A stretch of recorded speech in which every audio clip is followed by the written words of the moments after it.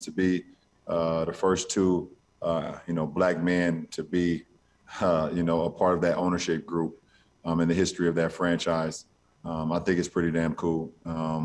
It gives me and people that look like me, hope and inspiration that they can be in a position like that as well, that it can be done. This is a big deal. This is a really big deal. So is Kendrick Perkins. Perk, looking so nice. I like this outfit. Very handsome, very dapper on the basketball court. I'm trying to step it up a little bit. I'm into it. You know, it's You not look a Tom great. Ford You suit. look great. It's not a Tom Ford suit like Stephen A., but it's working for Big Perk. Big and tall section work just fine. First of all, Looks I was wearing Tom Ford before Stephen A. fantastic. Don't give me the Stephen A. Tom Ford stuff, please. All right, Neek, I'll start with you here. Will LeBron's overall on and off the court legacy surpass Michael Jordan when we're talking about these type of moves, like being the first black partner with a group like the Red Sox? Yeah, I mean, I think this is probably the easiest question of the show. I think the answer is absolutely yes. Like, if you look at what LeBron is accomplishing while also performing at a level comparable to Michael Jordan on the court, he is also, like, you could say that he is Tyler Perry, he's Jeffrey Canada, he's Oprah Winfrey, all at the same time. He's Reginald Lewis, all while being the best player in the NBA. So absolutely, his legacy is going to surpass Michael Jordan's because he is accomplishing so much. He's executive producing TV shows, starring in movies, all while winning championships, building schools and running them, all while winning championships, and buying into other professional sports teams like Liverpool, and also obviously the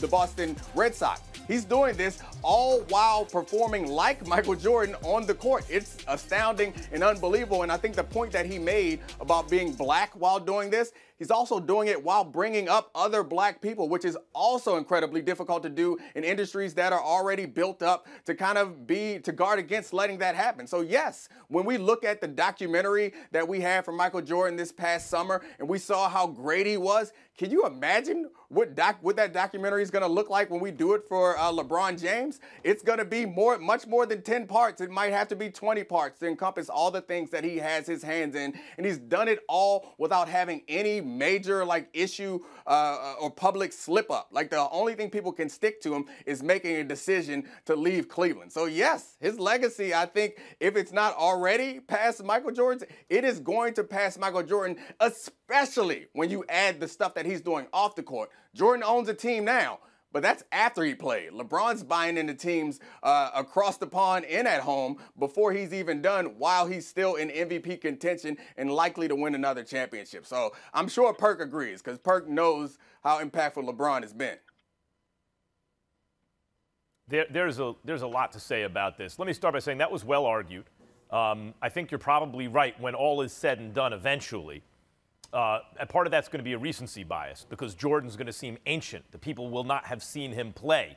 Part of it will be because Jordan laid the foundation for others to follow, just as people before Jordan laid the foundation for him.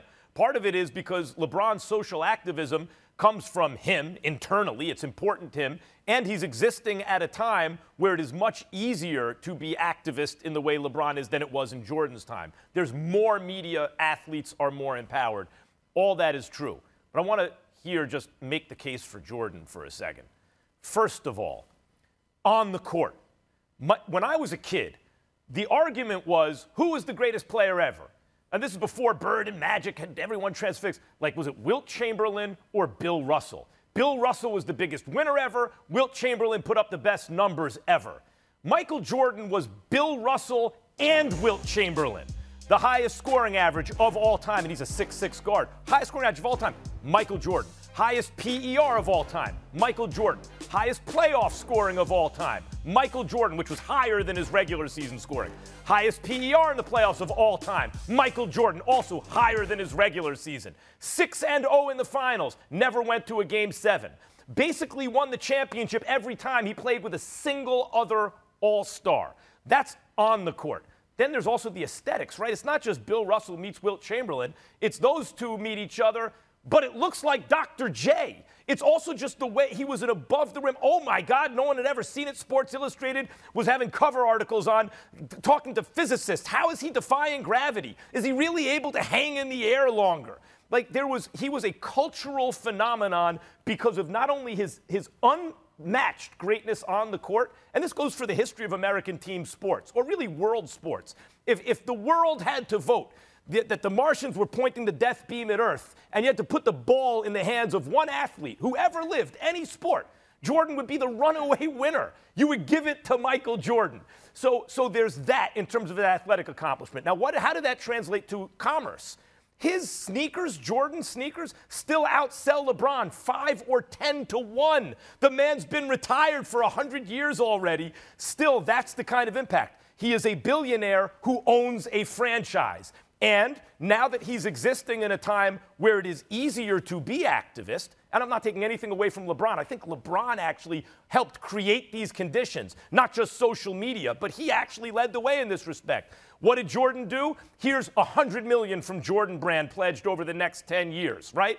He is also getting involved in that. So while I think you are right ultimately, Dom, I think more of it has to do than people realize with simply recency bias. People don't care as much about Babe Ruth as they did a million years ago, right? But there was once upon a time, there was no one you could talk about in baseball that was nearly on that level. Eventually, the same will happen to Jordan. And because of the things you said about LeBron, it will be LeBron whose legacy is the one that supplants Jordan's overall, on and off the court.